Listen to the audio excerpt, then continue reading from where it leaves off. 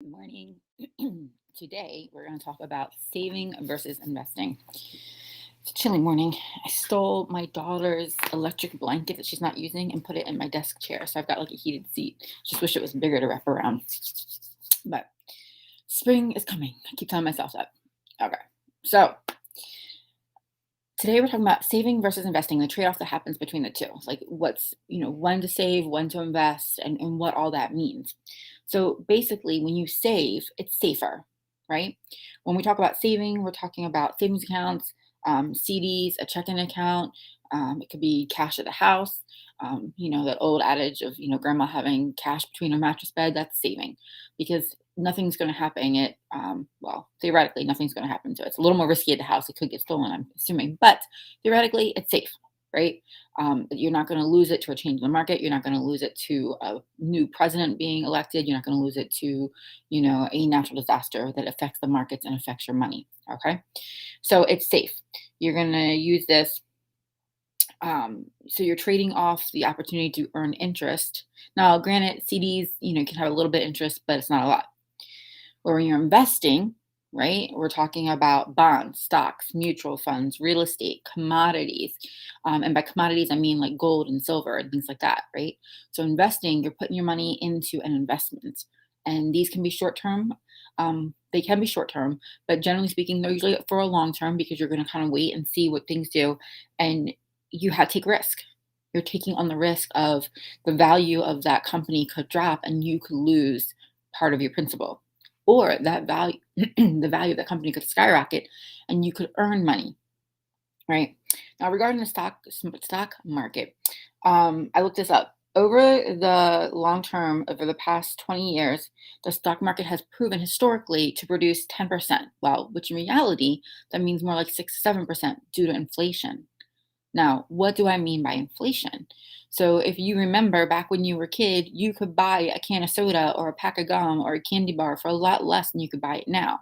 You're getting the same exact item, but you're paying more. So that's the risk that we take when we save also. When you look at inflation. So if you've got, say, $1,000 and you stick it in the safe at your house or you stick it in your checking account and you keep it there, it's not earning interest. It's safe because it's not going to disappear on you, Lord willing, right? But you could lose value due to inflation, meaning you stick that $1,000 in the bank or your mattress or your safe, whatever, 10 years later, you're not going to be able to buy the same amount of stuff that $1,000 you could when you stuck it there. Does that make sense? So the trade-off that we make is when we save money, and this is normally for short-term things, like we're saving for a car, we're saving for the down payment of a home if it's going to be relatively quickly. We're saving for a vacation, we're saving up for Christmas. Things that are relatively short, that's okay because we're going to be spending it within a reasonable amount of time, right? Inflation is not going to affect that too much. But when we're saving for things like retirement, right? That's when we need to make sure that we're investing. Because, I'm 42, right?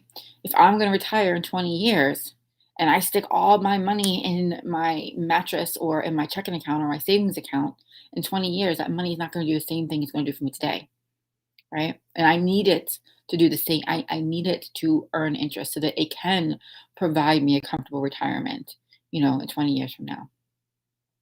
All right, guys.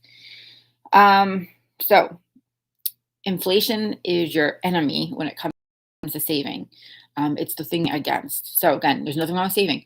You always want to have money in a savings for your emergency fund, right? If there's for a vacation that's going to happen this year or Christmas, you want to be saving money because you don't want to invest that money because if you investments that take a dip, you can't wait it out if you need that money right away, right?